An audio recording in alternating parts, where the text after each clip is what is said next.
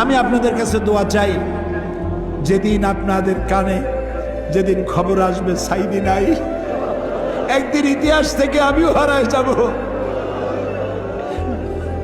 কিয়ামতের দিন আল্লাহ যেন আমাকে মাফ করে দেন। আমি কিচ্ছু চাই না আল্লাহর কাছে। আল্লাহ যদি বলেন কিয়ামতে তোরে মাফ করে দিলাম, এর থেকে বড় পাওনা আমার নাই। হায় আল্লাহ, এদেশে ইসলামের জন্য কারা রক্ত দেয়? আল্লাহ, এ জমিনে ইসলামের জন্য কারা মার খায়? এ জমিনে ইসলামের জন্য রাস্তায় রাস্তায় জীবন দেয় কারা? তুমি কি চেনো না?